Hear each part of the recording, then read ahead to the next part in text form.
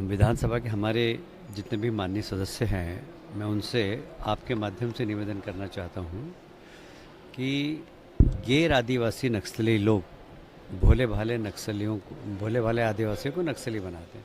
आप देखेंगे जितने भी हमारे यहाँ नक्सल से जुड़े हुए नौजवान पकड़ाए वो हमारे आदिवासी वर्ग के हैं।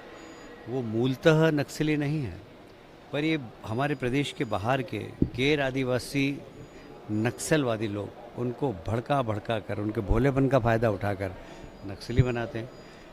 ये अगर नेता हैं तो कम से कम उनको नक्सली बनाने से रोकें, इनकी जवाबदारी है।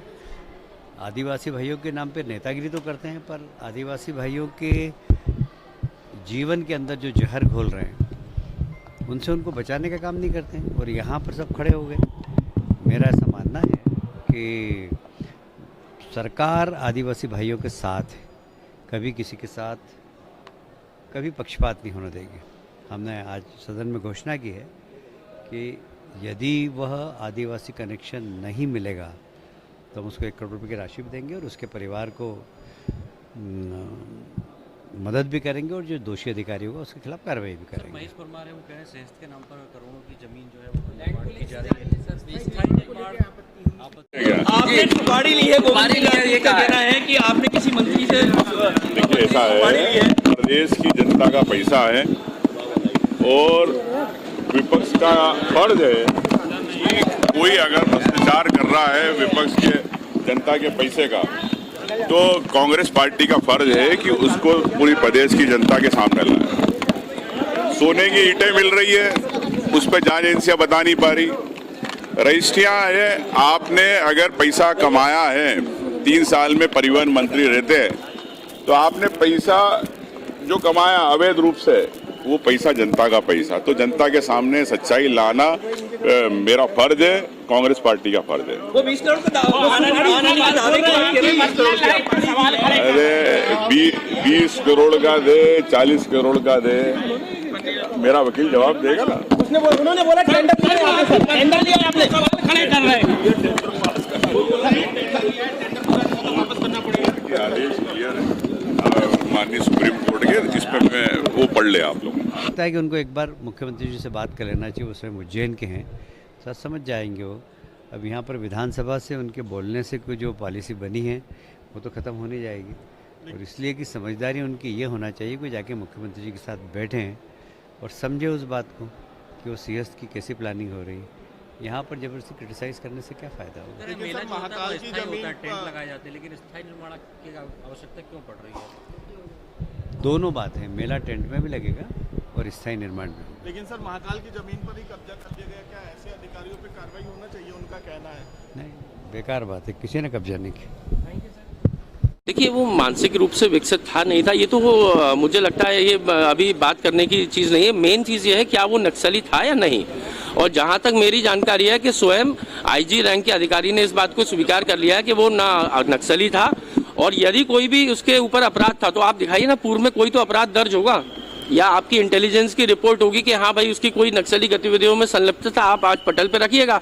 क्योंकि वो एक आम नागरिक था, एक गरीब दलित आदिवासी परिवार का व्यक्ति था, और अपना आउट ऑफ टर्न प्रमोशन के लिए उसकी जान ली गई है, और आज हम लोग इसको विधानसभा में उठाएंगे। बहुत ही निंदनीय कार्य है सरकार और सरकार के उन अधिकारियों का, उन सबके ऊपर कठोर कार्रवाई होनी चाहिए। आदिवासी की मौत हुई, लेकिन ब्राह्मण पुलिसकर्मी की हत्या की गई, तो आप लोग कुछ कोई जवाब आप लोगों ने सवाल नहीं किया? नहीं, अब ऐसा है, कानून व्यवस्था की ये स्थिति है कि हर जिले में हर विधानसभा में रोज 10 हत्याएं हो रही हैं, तो हम लोगों ने कानून व्यवस्था का पूरा विषय उठाने की कोशिश करी है। क्योंकि एक आदिवासी का एनकाउंटर पुलिस द्वारा किया गया, तो ये घटना और बड़ी हो जाती है कि जब रक्षक भक्षक बन जाता है तो उस चीज को उठाना अनिवार्य हो जाता है, और हमने इस घटना को कल उठाया है। और बची हुई भी जो घटना है, कानून व्यवस्था का जब विषय आएगा, जब गृह विभाग की चर्चा आएगी, तो उसमें सब चीजों को उठाया जाएगा। और हम मांग करेंगे कि माननीय मुख्यमंत्री जी गृह विभाग को छोड़ करके, गृह से जो भी उनका मोह छोड़ करके किसी को गृह मंत्री बनाइए। मध्य प्रदेश की कानून व्यवस्था बिगड़ती चली जा रही है। देखिए, बहुत ही दुखद घटना हुई है और शर्मनाक घटना मंडला में हुई है। कल इस घटना के विरोध में हमने बहिर्गमन भी करा था, सारे विधायकों ने इसका पुरजोर विरोध करा सदन में। कल हमें बोलने की व्यवस्था अध्यक्ष महोदय द्वारा नहीं दी गई थी, पर आज ध्यान आकर्षण के माध्यम से ये पूरी ताकत से ये मुद्दा हम सदन में उठाएंगे और जिन लोगों ने गलत काम करा है, आदिवासी की जान ली है, उस पर कार्रवाई होना चाहिए और उच्च स्तरीय न्यायिक जांच इसमें होना चाहिए। जो परिवार है उनको किस तरह से मुआवजा दे सकते हैं और उनके लिए क्या कर सकते हैं, ये सरकार को आज जवाब देना पड़ेगा सदन में।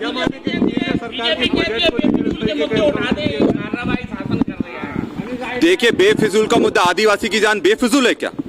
वोट लेने के लिए तो उनके पैर में लौट जाते हैं, उनके पैर कब धोने का नाटक ढोंग करते हैं और जब कोई मरता है तो तब बोलते हैं बेफिजूल की बात है। शर्म आना चाहिए भाजपा के लोगों को। जो नक्सली मूवमेंट दिखाकर काना में ये केवल केंद्र सरकार को फंड लेने की व्यवस्था, सिर्फ टारगेट पूरा करना है उनको और वहां नक्सली एरिया घोषित कर जो फंड आता है उसकी बंदरबाट चल रही है और निर्दोष लोगों को मारने का काम कर रहे हैं। वो हिरण परते नक्सली नहीं था, ना किसी नक्सली मूवमेंट में था और पहले आईजी ये बयान देते हैं कि वो नक्सली, उसके बाद समर्थक बोलते हैं। तो क्या मारने से पहले उन्हें शिनाख्त नहीं करी थी? आईजी, एसपी और कलेक्टर के खिलाफ हत्या का प्रकरण दर्ज होना चाहिए। इंदौर तो त्योहारों का ही शहर है, वाइब्रेंट शहर है और वहाँ पर बहुत मस्ती के साथ रंग पंचमी मनाई जाती है। मैं नहीं समझता दुनिया में ऐसा रंग पंचमी का त्यौहार कहीं मनता होगा। पूरा शहर ऐसा लगता है सड़क पे आ गया है और एक दूसरे को रंग लगा रहे हैं। कोई किसी को पहचानता नहीं है पर एक दूसरे को बधाई देता है, शुभकामनाएं देता है। और इस शहर की ब्यूटी यही है कि इस शहर के नागरिक, इंदौर शहर के नागरिक इस शहर से बहुत प्यार करते हैं और शहर के नागरिक भी एक दूसरे से बहुत प्यार करते हैं। कैलाश जी किस रूप में नजर आएंगे? कौन सा रूप रहता है उजलवट्टी में आपका? ये तो मुझे भी नहीं मालूम होता है।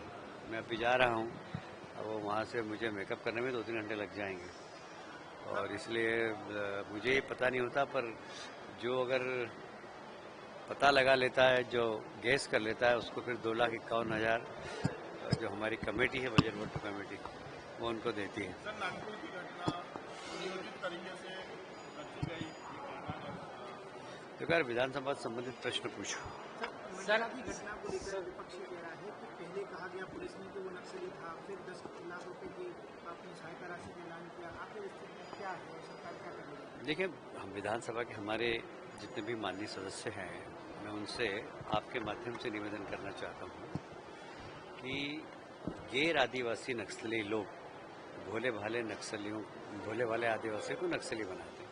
आप देखेंगे जितने भी हमारे यहाँ नक्सल से जुड़े हुए नौजवान पकड़ाए वो हमारे आदिवासी वर्ग के हैं।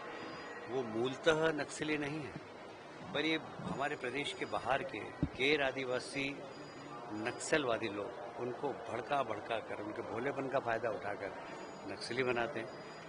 ये अगर नेता हैं तो कम से कम उनको नक्सली बनाने से रोके, इनकी जवाबदारी है।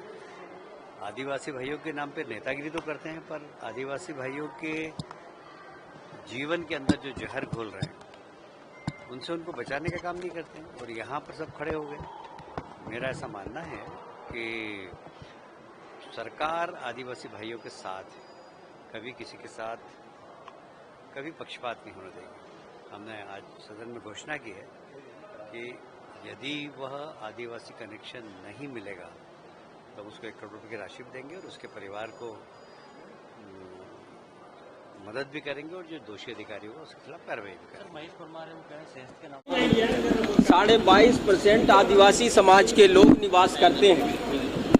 आदिवासी समाज में जन्म लेना यदि गुनाह है, जिस तरीके से आदिवासियों के साथ जो है एनकाउंटर किया जा रहा है, मारा जा रहा है और पूरे समाज को बदनाम किया जा रहा है, चाहे वो मंडला का हो, चाहे आपका मऊगंज का हो और अन्य जिलों की घटना अभी तक जो घटी है वो दुर्भाग्यपूर्ण है और इसमें पूर्णतः पुलिस प्रशासन की नाकामी है और सरकार का नाकामी हम मानते हैं कि उनको विश्वास में लेकर के, चाहे मऊगंज की घटना यदि हम कहें तो पीड़ित परिजन को उनको विश्वास में लेकर के और कार्रवाई करनी चाहिए था, जो दूसरे व्यक्ति का जान न गया होता।